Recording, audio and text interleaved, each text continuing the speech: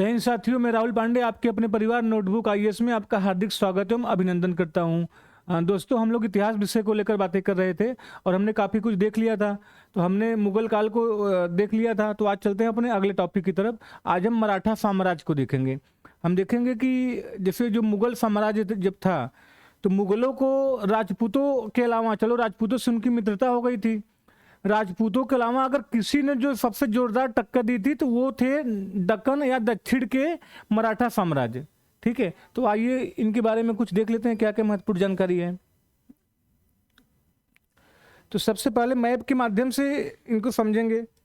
देखिए, एक तरफ है मुगल साम्राज्य का मैप, एक तरफ मुगल साम्राज्य का मैप है, ठीक है, और एक तरफ है मराठा एम्पायर या मराठा साम्राज्य का।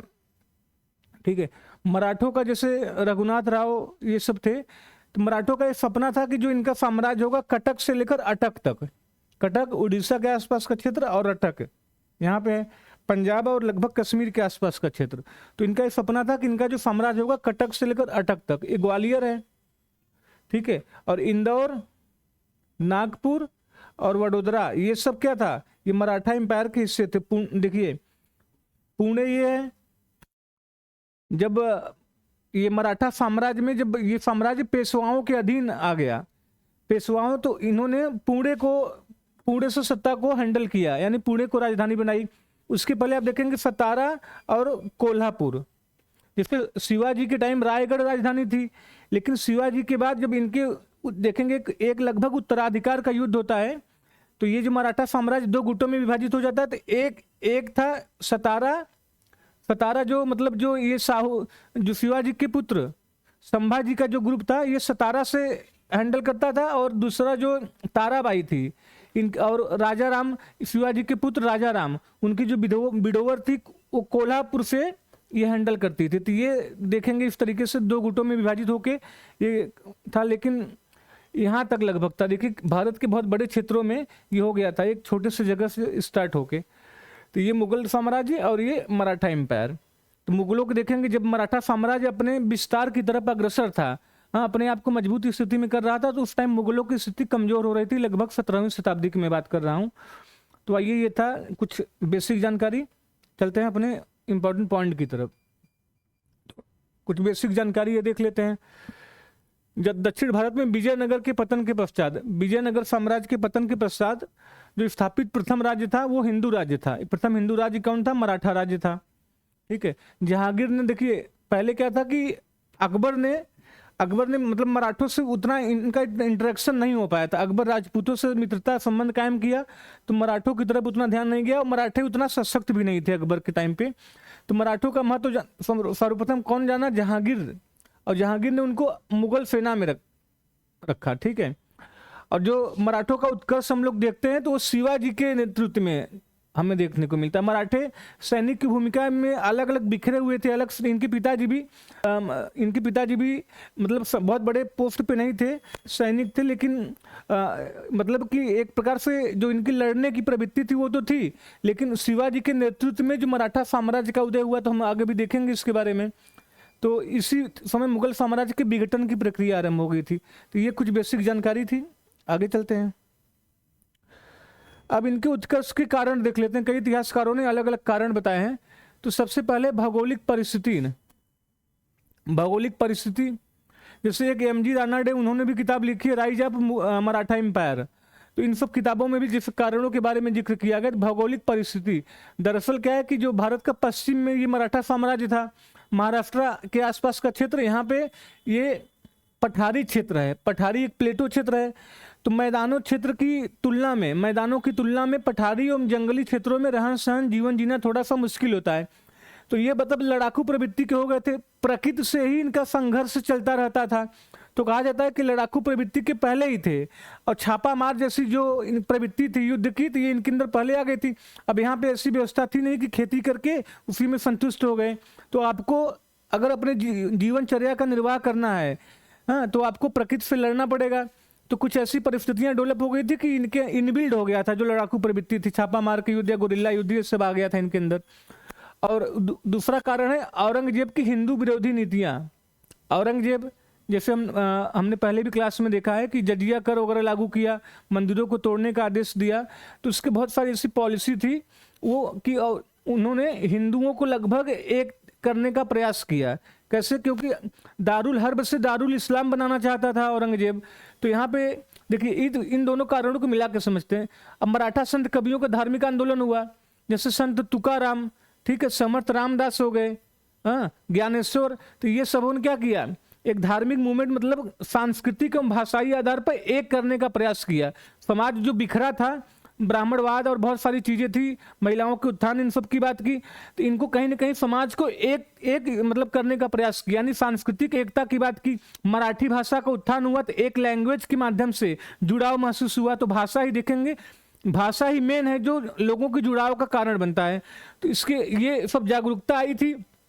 और रही सही कि सर ये औरंगजेब की हिंदू विरोधी नीतियों ने, अब इनको लगा कि अगर कि इनका हिंदू धर्म खतरे में है औरंगजेब की विरोधी नीतियों के कारण, तो ये भी एक प्रकार से एकता को जन्म दिया, हिंदू एकता को। तो ये सब कारण रहा कि शिवाजी, और रही सही कैसे शिवाजी का व्यक्तित्व या शिवाजी का नेतृत्व, एक कारण जो है शिवाजी का नेतृत्व या शिवाजी का व्यक्तित्व, ये सारे कारण थे। लेकिन जब तक कोई योग्य नेतृत्व ना हो तो ये पॉसिबल नहीं था कि मराठा साम्राज्य का विकास हो पाता या मराठों का विकास हो पाता। जैसे उत्तर मुगल काल के बारे में हम लोग देखते हैं कि सब कुछ वही था, सैनिक वगैरह वही था, मुगल प्रशासन भी सब कुछ लगभग वही था। कमी थी तो योग्य नेतृत्व का अभाव, योग्य शासक का अभाव, और वो चीज हमें यहाँ पे देखने को मिलता है। शिवाजी ने योग्य नेतृत्व प्रदान किया तो मराठा जो संघ था एक साम्राज्य के रूप में हमें दिखाई देता है। ठीक है, तो ये सबको ध्यान देना है। तो शिवाजी के बारे में देख लेते हैं। 1627 ईस्वी में इनका जन्म हुआ था, कहीं कहीं 1630 ईस्वी में भी माना जाता है। 1680 ईस्वी में रायगढ़ में इनकी मृत्यु हो गई थी। और जन्म कहाँ हुआ था? पूना के पास शिवनेर के किले में हुआ था। पिता शाहजी भोसले थे और माता जीजाबाई थी, और इनके गुरु थे समर्थ रामदास। तो ये कुछ बेसिक जानकारी थी जो आपको पता होना चाहिए। तो मेरे प्यारे बच्चों आगे चलते हैं। देखिए शिवाजी ने हिंदू पद पादशाही अंगीकार किया और ब्राह्मणों की रक्षा का व्रत लिया। ब्राह्मणों की रक्षा का व्रत लिया, जैसे मैंने कहा कि औरंगजेब वगैरह के खिलाफ भी एक प्रतिक्रिया थी। और हिंदू तो धर्मोद्धारक की उपाधि धारण की। जो औरंगजेब दारुल इस्लाम बनाना चाहता था तो इन्होंने भी हिंदू धर्मोद्धारक की उपाधि धारण की। ठीक है, सर्वप्रथम देखिए शिवाजी मतलब एक विजेता टाइप के थे, मतलब एक बहुत बड़े शासक की तरह योग्यता रखते थे, क्योंकि इन्होंने देखिए कितने किलो को जीता, कितनी आप इनके योग्यता को देखेंगे तो इनमें सर्वप्रथम क्या था, 1643 ईस्वी में बीजापुर के सिंह या सिंहगढ़ के किले पर अधिकार किया इन्होंने। तो ये था। आगे देख लेते हैं कौन कौन से पॉइंट है। तो 1646 ईस्वी में तोरण पर अधिकार किया। ये कुछ इनके जो आक्रमण है, कुछ अटैक या कुछ किलों को जो इन्होंने अधिकार किया, कुछ ये सब देख लेते हैं। 1656 ईस्वी में रायगढ़ के किले पर कब्जा कर लिया। ठीक है, रायगढ़ इनकी प्रारंभिक राजधानी भी थी। तो 1657 ईस्वी में, ठीक है, शिवाजी का पहली बार मुकाबला मुगलों से हुआ। ठीक है, जब वो बीजापुर की तरफ से मुगलों से लड़े थे पहली बार। ये जब इनका मुगलों का मुकाबला हुआ तो बीजापुर की तरफ से मुगलों से लड़े थे। बीजापुर कहाँ है? बीजापुर कर्नाटक में था। ठीक है, और गोलकुंडा इसके पैरेलल गोलकुंडा भी था, तो गोलकुंडा वर्तमान में आंध्र प्रदेश में था। ठीक है, तो 1659 ईस्वी में बीजापुर के शासक ने शिवाजी की शक्ति को दबाने तथा देखिए हुआ क्या कि बीजापुर की तरफ से ये मुगलों से लड़े थे, लेकिन जब बीजापुर के शासक को यह आभास हुआ कि शिवाजी की शक्तियां दिन प्रतिदिन बढ़ती जा रही हैं तो उससे भय प्रतीत हुआ। तो उसने अफजल खां को भेजा कि शिवाजी को किसी तरीके से खत्म कर दो। अफजल खां ने चालाकी दिखाई, शिवाजी को मित्रता ऐसे मिलने के बहाने मारना चाहता था, लेकिन किसी तरीके से शिवाजी को बात पता चल गई तो शिवाजी ने अफजल खां की हत्या कर दी, अफजल खां का ही वध कर दिया। तो ये थे कहानी। ठीक है, आगे चलते हैं, आगे देख लेते हैं। सूरत पर हमला किया। सूरत मुगलों के नियंत्रण में था, इस पर हमला करते हैं। 1665 ईस्वी में पुरंदर की संधि होती है। पुरंदर की संधि शिवाजी और जयसिंह के बीच में। जयसिंह मुगलों की तरफ से थे, औरंगजेब की तरफ से। ठीक है, तो ये पुरंदर की संधि होती है। और पुरंदर की संधि में एक प्रावधान था कि शिवाजी को मिलने के लिए ये मुगल दरबार में आगरा बुलाया जाता है। ठीक है, आगरा बुलाया जाता है। तो होता है क्या है कि आगरा में गए तो औरंगजेब ने थोड़ी अभद्रता करी इनके साथ। इनको 5000 के जो मनसबधारी थे उनकी लाइन में खड़ा कर दिया, जबकि ये 7000 या उससे ऊपर के मनसब जिसने मतलब शिवाजी ने जिसको हराया था वो 7,000 का मनसबधारी था और शिवाजी को 5,000 के मनसब वाले लाइन में खड़ा कर दिया था। तो शिवाजी अपमानित महसूस हुआ और सभा से उठ के चले गए। तो औरंगजेब ने इनको कैद कर लिया, कैद तो कर लिया लेकिन इन्होंने रोक नहीं पाया। इनकी योग्यता, अपनी योग्यता के दम पर ये वहां से किसी तरीके से बाहर निकल गए औरंगजेब के कैद से। और आते ही फिर इन्होंने क्या किया, आते ही फिर किलों को जीतना शुरू किया। अब मतलब जो इनकी प्रतिक्रिया थी मुगलों के खिलाफ खुल कर आ गई थी वहां से निकलने के बाद। अब देखिए 1670 ईस्वी में शिवाजी द्वारा कोंडाना किला जीतना, कोंडाना किला जीते, तानाजी का नाम सुने होंगे, तानाजी। तानाजी शिवाजी की तरफ से लड़े थे, वीरगति को प्राप्त हुए थे। एक मूवी जी आई भी है तानाजी, तो उसमें कोंडाना किले की विजय के बारे में हमें दिखाया है। तो 1674 ईस्वी में देखिए इनका राज्याभिषेक हुआ। काशी के विद्वान थे गंगा भट्ट से अपना राज्याभिषेक कराया रायगढ़ के किले में, ठीक है। और यहीं पे राज्याभिषेक के बाद ये छत्रपति की उपाधि धारण करते हैं। तो शिवाजी 2-2 बार राज्याभिषेक धारण किए। होता क्या है कि जब पहली बार राज्याभिषेक किए तो 12 दिन बाद इनकी माता जीजाबाई का देहांत हो जाता है। तो अब शकुन के रूप में माने तो फिर इन्होंने दोबारा ये किया अपना मतलब कि राज्याभिषेक करवाया। और 1680 ईस्वी में इतने महान व्यक्तित्व इस दुनिया से मतलब कि रुखसत हो जाते हैं, शहीद हो जाते हैं, ठीक है, मृत्यु को प्राप्त होते हैं या वीर गति को प्राप्त होते हैं। तो ये थी शिवाजी के बारे में कुछ जानकारी। आगे देख लेते हैं आगे क्या क्या है। अब शिवाजी के उत्तराधिकारी कौन कौन थे? देखिए शिवाजी के 2 लड़के थे, एक संभाजी और एक राजा राम। संभाजी और राजा राम, शिवाजी के 2 लड़के, शिवाजी के 2 लड़के थे, एक संभाजी थे और एक राजा राम थे। शिवाजी के 2 लड़के थे,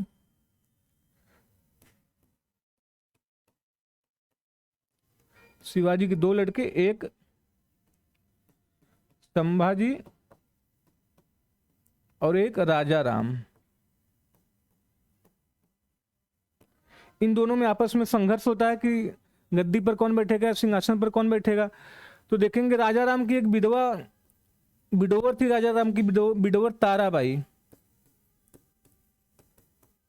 पहले तो संभाजी थोड़े समय के लिए राजा बनते हैं, फिर राजा राम। तो राजा राम के एक्सपायर होने के बाद ताराबाई ने अपने अल्प नाबालिग पुत्र को शिवाजी द्वितीय के नाम से गद्दी पर बैठाया। शिवाजी द्वितीय के नाम से गद्दी पर बैठाया।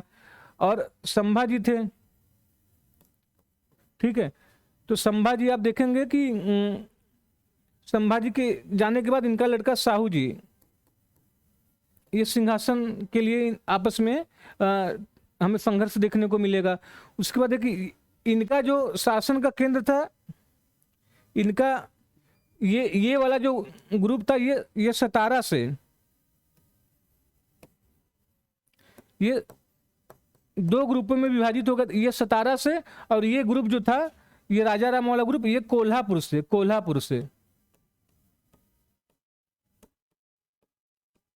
ये कोल्हापुर से ये मतलब रूल कर रहे थे।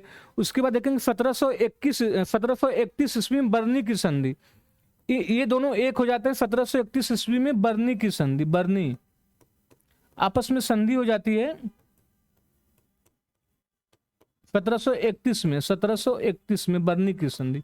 इसके माध्यम से हुआ कि तुम यहां से रूल करो, हम यहां से रूल करेंगे। यानी कि जो शिवाजी का साम्राज्य था वो 2 गुटे में बट गया था। तो ये ध्यान रखना है। और 1713 में ही देखेंगे ये जो सतारा के थे साहू जी, इन्होंने क्या किया, पेशवा बनाया, बालाजी बाजीराव को पेशवा बनाया। तो पहले पेशवा थे बालाजी बाजीराव, तो ये ध्यान रखना है। बालाजी विश्वनाथ, सॉरी, जो पहले पेशवा थे बालाजी विश्वनाथ, ये ध्यान रखना है। तो आइए कुछ और पॉइंट को देख लेते हैं। तो वही मैं बता, शिवाजी द्वितीय तथा ताराबाई 1700 से लेकर 1707 ईस्वी में, और राजा राम की विधवा पत्नी ताराबाई ने अपने 4 वर्षीय पुत्र को शिवाजी द्वितीय के नाम से। उसके बाद साहू जी आते हैं 1707 से 1748। तो ये कुछ इंफॉर्मेशन थी। तो कई बार हो सकता है क्रोनोलॉजी पूछ ले। अब देखते हैं पेशवाओं के काल में उत्कर्ष हुआ। देखिए मराठाओं का उत्कर्ष में मराठाओं को 3 पार्ट में समझना चाहिए। पहले शिवाजी के बाद कोई विकास का कुछ खास नहीं हुआ, उत्तराधिकार ये सब क्यों चलता रहा। उसके बाद पेशवाओं के काल में विकास दिखता है। उसके बाद आंग्ल मराठा संघर्ष हमें देखने को मिलेगा, आंग्ल मराठा संघर्ष। ये हमें 3 पार्ट में समझना चाहिए। देखिए पेशवाओं की शक्ति का उत्थान, देखिए साहू और राजा राम की विधवा पत्नी जो ताराबाई थी, जो आपस में उलझे रहे थे, आपस में चल रहे सिविल या गृह युद्ध के दौरान पेशवाओं की शक्ति में हमें उत्कर्ष दिखाई देता है। अब बालाजी विश्वनाथ पहले पेशवा थे, बालाजी विश्वनाथ 1713 से लेकर 1720। बाजीराव प्रथम थे, बाजीराव प्रथम के टाइम पेशवा का पद वंशानुगत हो गया। आप देखेंगे इनके टाइम, बाजीराव प्रथम के टाइम ही सर्वाधिक विकास हमें देखने को मिलता है। इन्होंने जैसे मालवा, बुंदेलखंड और मुगल तक, मतलब मुगलों तक यानी दिल्ली तक इनका साम्राज्य माना जाता है।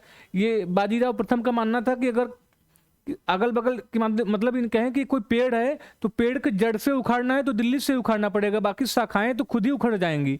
तो ये इनका मानना था। और बाजीराव प्रथम का ही नाम मस्तानी से जुड़ता है, मस्तानी थी तो मस्तानी का नाम इन्हीं के साथ इतिहास में जुड़ता है। इनके ऊपर मूवी भी बनी है।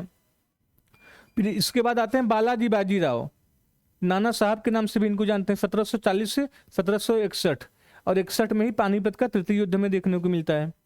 तो आइए आगे देख लेते हैं। अब पानीपत का तृतीय युद्ध 1761 में हुआ था, जनवरी में।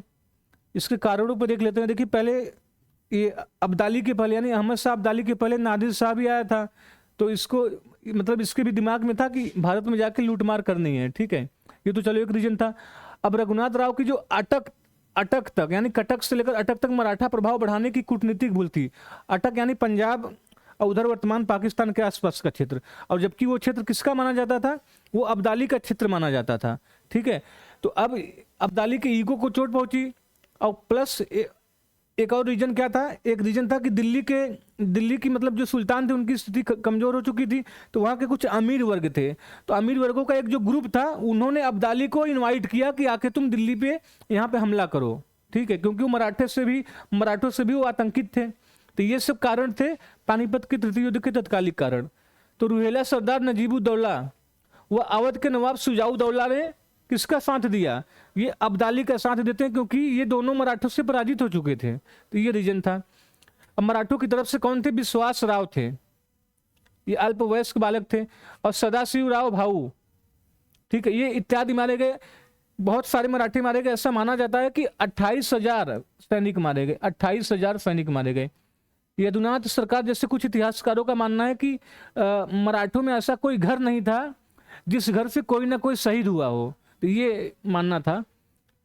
अब इसके बाद कुछ और मतलब ये पेशवा थे, बस नाम याद रखिए क्योंकि पिछली बार पीसीएस में पूछ लिया था, क्रोनोलॉजी पूछ लिया पिछली बार के पीसीएस में।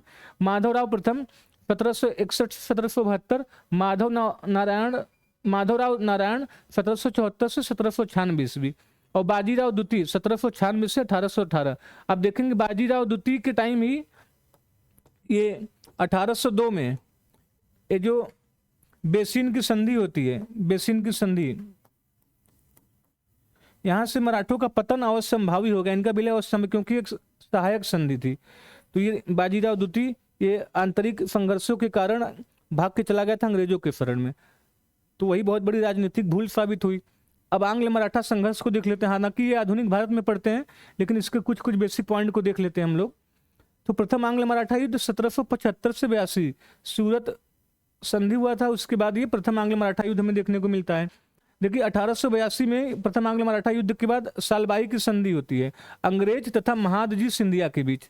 ठीक है, ये इस संधि के बारे में कई लोग कहते हैं कि ये देखिए इसके 1882 के बाद 1802-03 में हमें द्वितीय आंग्ल मराठा युद्ध देखने को मिलता है। तो कहते हैं जो ये सालबाई की संधि थी ये 20 वर्षों का युद्ध विराम थी। अब इस 20 वर्षों में अंग्रेजों की स्थिति में पहले और बाद में बहुत फर्क आया। तो यहाँ पे देखिए ये मतलब एक प्रकार से लगभग जो अपमानजनक संधि थी, तो अंग्रेजों ने रिटेलिएट किया। ये 1803 और 6 के बीच में जो द्वितीय आंग्ल मराठा युद्ध हुआ, तब तक अंग्रेजों की स्थिति बहुत अच्छी खासी मजबूत हो गई थी। ठीक है, तो ये ध्यान देंगे।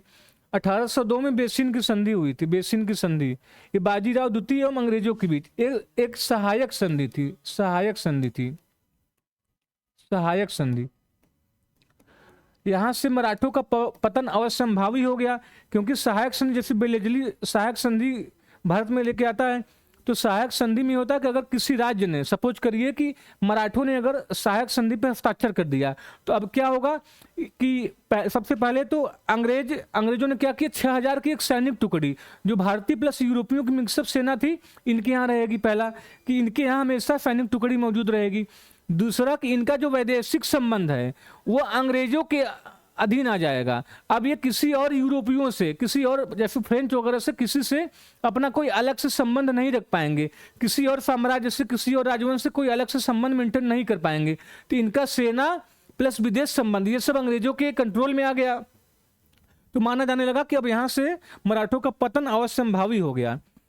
तो 1803 में हमें देवगांव की संधि देखने को मिलती है, जब ये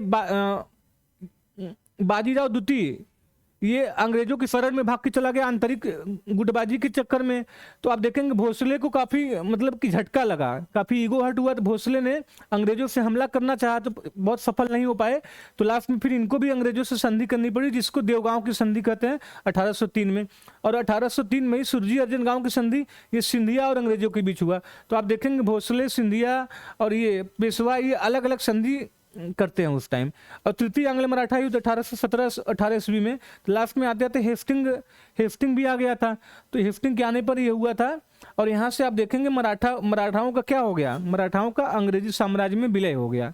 यहाँ से स्वतंत्र जो मराठा सत्ता थी वो लगभग समाप्त हो गई। तो ये हमें ध्यान देना है। तो ये मराठाओं का जो इतिहास, कभी शिवाजी के टाइम पे पूरे भारत में लगभग अपने साम्राज्य की स्थापना करना चाहते थे, आते आते किसी न किसी रूप में अंग्रेजों के अधीन एक छोटा सा राज्य बन के रह गया। ठीक था। अब प्रशासनिक अभिव्यक्तियों को देख लेते हैं कि इतना बड़ा साम्राज्य था तो प्रशासन कैसा रहा होगा इसको। देखिए शिवाजी ने उत्कर्ष पे पहुंचाया था, तो प्रशासन की शुरुआत भी हमें इन्हीं के यहाँ से देखने को मिलेगी। इनके काल से एक सुदृढ़ प्रणाली के लिए ये जाने जाते हैं शिवाजी। और देखिए इनकी जो प्रशासन की प्रणाली थी दक्कन शैली से काफी प्रेरित थी, क्योंकि दक्कन इनके पहले जो बहमनी साम्राज्य था, तो बहमनी की जो उत्तराधिकार चाहे अहमदनगर, बीजापुर, गोलकुंडा, बरार वगैरह से, तो ये सबसे काफी प्रभावित था। जैसे अहमदनगर में मलिक अहमदनगर का जो मलिक अंबर था, ये सुधारों से प्रेरित था। तो आप देखेंगे जैसे अहमदनगर का जब विलय हो गया था, अहमदनगर का विलय हो गया मुगल सत्ता में, तो अहमदनगर के बाद ये जो गोलकुंडा थे और बीजापुर, इन्होंने ये मराठों को सपोर्ट किया, ये बफर स्टेट बना दिए थे ताकि ये जो मुगल हैं इन तक न पहुंच पाए, औरंगजेब इन तक न पहुंच पाए, क्योंकि अहमदनगर का विलय हो चुका था। तो इस तरीके से ये भयभीत थे, तो एक बफर स्टेट बनाना चाहते थे, तो सपोर्ट भी किया इन्होंने। अब राजा राज्य का सर्वोच्च प्रमुख होता था, जिसकी सहायता 8 मंत्रियों की, राजा तो केंद्र में था तो प्रमुख रहेगा ही, इसकी सहायता 8 मंत्रियों की एक समूह करता था, जिसको अष्टप्रधान की संज्ञा दी गई, अष्टप्रधान कहा जाता था। तो इस पर कई बार क्वेश्चन आया, प्रीलिम्स में आया, मेंस में आया है। तो आइए देख लेते हैं अष्टप्रधान में कौन कौन से थे। तो सबसे ऊपर था पेशवा या मुख्यमंत्री। पेशवा या मुख्यमंत्री, तो शुरुआत में तो पेशवा कमजोर था, लेकिन बाद में जब ये यानी कि जो इनका शिवाजी का, इनका जो छत्रपति जिसको कहते हैं, जब छत्रपति शासक कमजोर हुआ तो पेशवाओं की शक्ति में हमें उभार देखने को मिलेगा। तो पेशवा या मुख्यमंत्री वो सामान्य प्रशासन की देखभाल करता था। दूसरा अमात्य या मजूमदार या महालेखाकार, और बाद में राजस्व और वित्त मंत्री जैसे पद इसको मिले। ठीक है, तो पेशवा हो गया, अमात्य हो गया। सचिव व सुरुनवीस, ठीक है, इसे चिटनिस भी कहा जाता था। यह शाही पत्र व्यवहार की देखभाल करता था, चिटनिस, ये ध्यान रखना है। फिर उसके बाद सुमंत या दबीर, ये विदेशी मामलों को देखता था, यानी विदेश मंत्रालय के इक्विवेलेंट था। ये शाही समारोहों का स्वामी भी था। तो सेनापति या सरीय नौबत, सेनापति नाम से भी लग रहा, सरीय नौबत सैन्य कमांडर था। सेना की भर्ती, प्रशिक्षण, अनुशासन, ये सब मामले को देखभाल करता था। मंत्री या वाकिया नवीस, राजाओं की व्यक्तिगत सुरक्षा, खुफिया पद और घरेलू मामलों की देखभाल करता था, मंत्री या वाकिया नवीस। तो मेरे प्यारे बच्चों, आई होप कि आपको समझ में आ रहा होगा। तो आइए कुछ और पॉइंट बचे हैं, उनको भी देख लेते हैं। न्यायाधीश एक पोस्ट था जो न्याय प्रशासन का न्याय देने का काम करता था। पंडित राव, नाम से जैसे आपको अंदाजा लग रहा होगा, धर्मार्थ और धार्मिक मामलों की देखभाल करता था पंडित राव। ठीक है, नैतिक उत्थान के लिए भी काम करता था लोगों के। और विभागीय कर्तव्यों को अलावा 3 मंत्रियों, देखो ये सब का 3 मंत्रियों, पेशवा, शिवा और मंत्री को व्यापक प्रांतों का प्रभार दिया गया था। ठीक है, और पंडित पंडित राव और न्यायाधीश को छोड़कर बाकी सब युद्ध में भाग लेंगे, पार्टिसिपेट करेंगे। तो ये भी ध्यान रखना है आपको। तो ये हो सकता है पूछ ली स्टेटमेंट में देके। तो आई होप आपको समझ में आ रहा होगा। ये सारे बहुत महत्वपूर्ण पॉइंट हैं। कुछ और को देख लेते हैं। तो जो मंत्री को 8 क्लर्कों द्वारा सहायता, ये जो मंत्री होते थे उनको कुछ क्लरिकल ग्रेड के पोस्ट होते थे, तो वो सहायता देते थे। जैसे दीवान, ये सचिव के इक्विवेलेंट, मजूमदार, लेखा परीक्षक और लेखाकार, फर्निस डिप्टी ऑडिटर, और सबनिस या दफ्तरदार एक कार्यालय का प्रभारी होता था, कारखानिस कमिश्नरी, और चिटनिस पत्राचार लिपिक होता था, और जामदार ये कोषाध्यक्ष होता था, और पोटनिस खजांची होता था। तो ये सब मंत्रियों को हेल्प करते थे, उनके दिन प्रतिदिन या नीतिगत मामलों में उसकी हेल्प करते थे। मतलब कि क्लरिकल ग्रेड टाइप के सब पोस्ट थे, मंत्रियों के नीचे हुआ करते थे। मतलब यानी प्रशासनिक स्तरीकरण हमें देखने को मिलता है, ये समझिए कुल मिला के। राजस्व प्रशासन, शिवाजी ने जागीरदारी व्यवस्था को समाप्त कर दिया था, जागीरदारी व्यवस्था को समाप्त कर दिया, उसके स्थान पर रैयतवाड़ी व्यवस्था लागू की, और वंशानुगत राजस्व अधिकारों की स्थिति में बदलाव किया। देखिए कुछ नए हमें शब्द देखने को मिलेंगे, देशमुख, देश पांडे, पाटिल या कुलकर्णी, ये सब क्या थे? ये सब एक जमींदार टाइप के पोस्ट थे। ठीक है, जमींदार टाइप के पोस्ट थे। तो ये सब हमें देखने को मिलता है। जागीरदारी व्यवस्था के अलावा वो व्यवस्था समाप्त कर दिया था इसने। ठीक है, और शिवाजी ने जमीन पर वंशानुगत अधिकार रखने वाले, जमीन पर जो वंशानुगत अधिकार रखते थे इनको मिरासदार कहते थे। मिरासदार पर सख्ती से निगरानी रखा, मिरासीदारों पर सख्ती से निगरानी रखा ताकि प्रॉपर टैक्सेशन वगैरह चलता रहे। राजस्व प्रणाली मलिक अंबर की, अहमदनगर का जो मलिक अंबर था कि काठी प्रणाली पर आधारित थी। ठीक है, इस प्रणाली के अनुसार भूमि के प्रत्येक टुकड़े को रॉड या काठी द्वारा मापा जाता था। इसी को बोलते हैं काठी प्रणाली। रॉड या काठी से माप के फिर भूमि की पैमाइश करने के बाद उस पर कितना राजस्व लेना है उसको निर्धारित किया जाता था। तो इस तरीके से था। एक जो महत्वपूर्ण हमें शब्द मिलते हैं चौथ और सरदेशमुखी, इसमें कई बार क्वेश्चन बना हुआ है आईएएस से लेकर पीसीएस और अन्य एग्जामों में। ये क्या था? तो एक तो चलो शिवाजी या मराठा साम्राज्य के लिए आय का प्रशासन, आय का स्रोत था। देखो चौथ की राशि 1/4 यानी 25%।